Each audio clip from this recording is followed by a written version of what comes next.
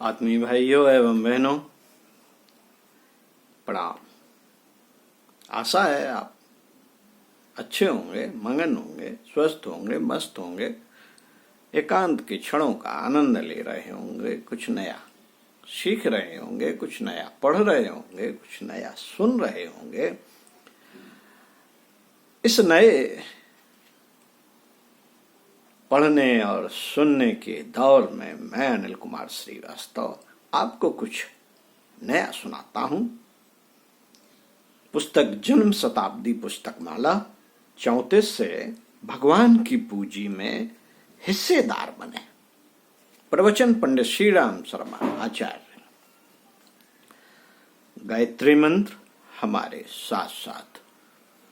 ओम भूर्भुवः स्वाहा तत्सवितुर्वरेण्यं भर्गो देवस्य धीमहि धियो यो नः प्रचोदयात्। देवियों, भाइयों, जमीन के भीतर बेशकीमती चीजें भरी पड़ी हैं। इसमें हीरा है, सोना है, कोयला है, लोहा है और न जाने क्या क्या भरा पड़ा है। जमीन की खुदाई करने पर हम इसमें तेल देखते हैं और दूसरी कीमती चीजें देखते हैं, पर बाहर हम सारी जमीन पर तलाश करते चले जाते हैं तो सिवाय घास पात के, कूड़े कचरे के कुछ भी नहीं दिखाई पड़ता। हीरा कहीं दिखाई नहीं पड़ता, सोना जमीन पर कहीं फैला हुआ नहीं पाया जाता। हमें बेशकीमती चीजें पाने के लिए जमीन की गहरी खुदाई करनी पड़ती है। ठीक इसी तरह जब हमने अपने भीतर में, अपने गिरीबान में मुंह डाला तो हमें बड़ी बेशकीमती चीजें दिखाई पड़ी। मैं चाहता हूं कि आप लोगों को यहां बुलाकर अपनी वही मन स्थित आपके सामने दिल खोल करके दिखा पाता तो आप भी मेरी तरह धन्य हो जाते। मित्रों, मेरे फरिश्ते ने जिंदगी की दो कीमती हिस्से मुझे दिखाए, एक शुरुआत वाला और दूसरा आखिरी वाला हिस्सा। दोनों ही हिस्से इतने बेशकीमती थे कि इनके बराबर और कोई कीमती चीज किसी को किसी की जिंदगी में हो ही नहीं सकती। जिंदगी का पहला वाला सिरा मेरे फरिश्ते ने मुझे दिखाया और मैंने देखा कि भगवान ने बेशकीमती नियामत मेरे हाथ में सौंप दी। मेरे हाथ में सौंप दी है कितने बड़े हीरों का हार, जिसकी कोई कीमत नहीं हो सकती। और चीजों की बड़ी कीमतें हैं, पर जिंदगी से बढ़कर और कोई नियामत दुनिया में हो ही नहीं सकती जो भगवान इंसान को सुपुर्द करता है। मनुष्य की जिंदगी जो किसी और प्राणी को नहीं मिल सकी। मनुष्य की जिंदगी जो किसी और प्राणी को नहीं मिल सकी। मनुष्य की जिंदगी जिसके लिए देवता तरसते हैं और ये कहते हैं कि हमको मनुष्य की जिंदगी मिलनी चाहिए, क्योंकि इसमें कर्म का भी आनंद है। देव योनि में कर्म का आनंद नहीं। देवता भोग योनि है और पशु भी भोग योनि है, पर मनुष्य योनि में खट्टे मीठे आनंद हैं। वह कर्म भी कर सकता है और भोग भी सकता है।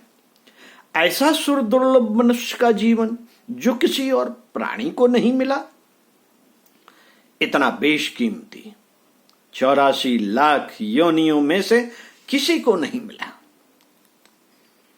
इतना बेशकीमती जीवन मुझे भगवान ने दिया है। सिर ऊंचा हो गया, सीना तन गया। मनुष्य का जन्म इतना सामर्थ्यवान है कि आदमी अगर इसका सही तरीके से इस्तेमाल कर सके तो दूसरा भगवान बन सकता है।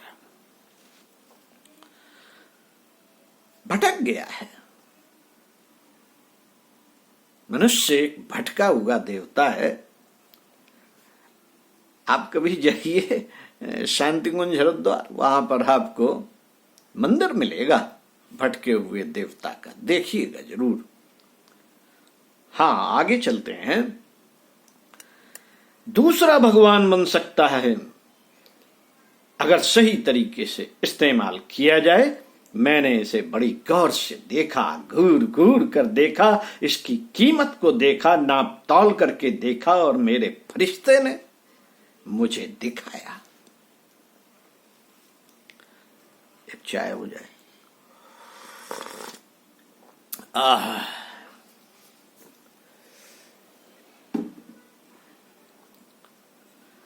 साथियों, इतनी बड़ी चीज पाकर इसका ठीक तरीके से इस्तेमाल करना भी एक बड़ी बात है। कोई बाप लाखों करोड़ों रुपए की संपत्ति देकर जाए और उसके बेटे कपूत निकले, सारी की सारी दौलत को जुआखोरी में, शराबबाजी में, फैशनबाजी में, नक्शेबाजी में खर्च कर डालें तो कोई क्या कर सकता है? उसमें बाप की क्या गलती हो सकती है? इतनी कीमती चीजें हैं, अब इसका मुझे ठीक से इस्तेमाल करना होगा। मेरे गुरु ने मुझे बताया कि देख मानव जीवन कितना कीमती है, क्या तू इसे समझ पाया? मैंने कहा हाँ, यह बेशकीमती है, इससे बढ़िया और कोई दौलत प्राणी के लिए नहीं हो सकती जितना इंसानी जीवन है। मैं धन्य हो गया, निहाल हो गया। मैंने जिंदगी का एक सिरा देखा जो मेरे फरिश्ते ने मुझे दिखाया। कब? आज से 55 वर्ष पहले। उन दिनों ये ही बसंत के दिन चल रहे थे। मित्रों, मेरे फरिश्ते ने मुझे एक और जिंदगी का हिस्सा दिखाया। वह कौन सा हिस्सा? वह आखिरी वाला हिस्सा। कौन सा वाला? जिस दिन आदमी की मौत आती है, मौत को मैंने देखा। एक बार देखा, 2 बार देखा, 3 बार देखा। 3 जन्मों का हाल जब मुझे दिखाया तो 3 बार अपने आप को मरते हुए देखा। मरते समय में आदमी को कितनी कसक, कितनी पीड़ा, कितना पश्चाताप, कितनी व्यथा, कितनी जलन, कितना हाहाकार उसके भीतर होता है। वे सारी की सारी घटनाएं न सिर्फ एक दृश्य मैंने देखा, बल्कि मैंने जलते हुए अपना शरीर देखा, और वह कसक, वे पीड़ाएं भी देखी जो मैंने गंवा दी थी। जिंदगी मामूली कामों में खर्च कर डाली। कसक का कोई ठिकाना न रहा, पश्चाताप का कोई ठिकाना न रहा, क्रंदन का कोई ठिकाना न रहा, हाहाकार का कोई ठिकाना न रहा, चीत्कार का कोई ठिकाना न रहा। हाँ, मैंने कैसी भूल कर डाली। इस इंसानी जिंदगी को अच्छे काम में खर्च कर सकता था, लेकिन मैंने इसको कीड़े मकोड़े के तरीके से खर्च कर डाला। साथियों, कीड़े और मकोड़े 2 काम के लिए जिंदा रहते हैं। एक पेट पालते रहते हैं और दूसरे औलाद पैदा करते रहते हैं। 2 के अलावा तीसरा कोई काम नहीं कर सकते। न इनमें अकल होती है, न हिम्मत होती है, न बुद्धि होती है, न समझ आती है, न परिस्थिति होती है, और न साहस होता है। कुछ नहीं होता। 2 काम करते रहते हैं। जब से पैदा होते हैं, पेट पालते रहते हैं, औलाद पैदा करते रहते हैं और मर जाते हैं। उसी तरीके से मेरा भी जन्म हुआ और मैं भी मरा। रो पड़ा कि अब जब यह जिंदगी खत्म होगी तब मुझे कहां जाना पड़ेगा, किन योनियों में जाना पड़ेगा, न जाने कहां कहां जाना पड़ेगा, कितना कष्ट उठाना पड़ेगा। यह मैंने मौत के दिन देखा। मौत की घड़ी देखी। मैंने अपनी लाश चिता के ऊपर पड़ी हुई देखी। चीत्कार कर उठा कि हाय रे अभागा मैं न जाने किन किन समस्याओं को कीमती समस्या समझता था। अगर मुझे एक ही कीमती समस्या समझ में आ गई होती कि जिंदगी का ठीक ठीक उपयोग करना तो मजा आ जाता। मित्रों, छोटी छोटी समस्याएं, मकान में छप्पर नहीं पड़ सका, मकान में टीन नहीं पड़ सकी, इस लड़की को वकील जमाई न मिल सका, इस लड़के की बहू को इतना जेवर न मिल सका, ये छोटी छोटी बच्चों की खिलवाड़ जैसी राई रत्ती भर समस्याएं हैं जिनमें आदमी के लिए न कुछ नुकसान हो सकता है न फायदा हो सकता है। इन राई रत्ती समस्याओं को मैं पहाड़ के बराबर समझता रहा और उन्हीं में उलझा रहा। लेकिन वही समस्या जिसके लिए कीमती जिंदगी दी गई थी, उसके बारे में विचार न कर सका, मैं रो पड़ा। ऐसे ही मैंने कई बार देखा। अपने पिछले 3 जन्मों के अतिरिक्त मेरे गुरु ने मुझे दिखाया और मुझे चौंका दिया। मैं चौंक पड़ा और मैंने उनके चरणों को पकड़कर कहा, बताइए बताइए मुझे क्या करना चाहिए। और वह यह है कि जिंदगी की कीमत समझनी चाहिए। जिंदगी का ठीक इस्तेमाल क्या हो सकता है, इसके बारे में गौर करना चाहिए। इतनी हिम्मत इकट्ठी करनी चाहिए जिससे कि जिंदगी का श्रेष्ठतम उपयोग करना संभव हो सके। साथियों, इतना ही करना चाहिए और कुछ नहीं करना चाहिए। आज से 55 साल पहले मेरे गुरुदेव ने मुझे बताया और मैं चौंक पड़ा और जाग गया। मैं चाहता था कि आप सब मित्रों को बुलाकर बताऊं ताकि आपको भी ऐसा ही मौका मिल जाए। कदाचित आप भी चौंक पड़े और आप भी जाग जाएं, आप भी जिंदगी की कीमत को समझ पाए। जिंदगी जब हाथ से निकल जाती है तब हमको किन किन परिस्थितियों में रहना पड़ता है, इसके बारे में कदाचित आपके भीतर से एक हुक पैदा हो जाए, कदाचित आपके भीतर से जागृत उत्पन्न हो जाए, चेतना उत्पन्न हो जाए, तो मजा आ जाए। आप भी मेरे तरीके से धन्य हो जाए। मैं चाहता था कि आपको भी उसी तरह का मौका मिले जैसा कि मुझे धन्य बनने का मौका मिला। जिस तरह से मैं जाग पड़ा और समझ गया कि जिंदगी कीमती है और मैं उसका ठीक से उपयोग करूंगा, कीड़े मकोड़ों की तरह, जानवरों की तरह नहीं जीऊंगा, वरन आदमी की तरीके से जीऊंगा। जिस काम के लिए भगवान ने मुझे पैदा किया है उसे पूरा करने का मैंने निश्चय कर लिया, संकल्प कर लिया कि जीऊंगा तो ऐसे ही जीऊंगा।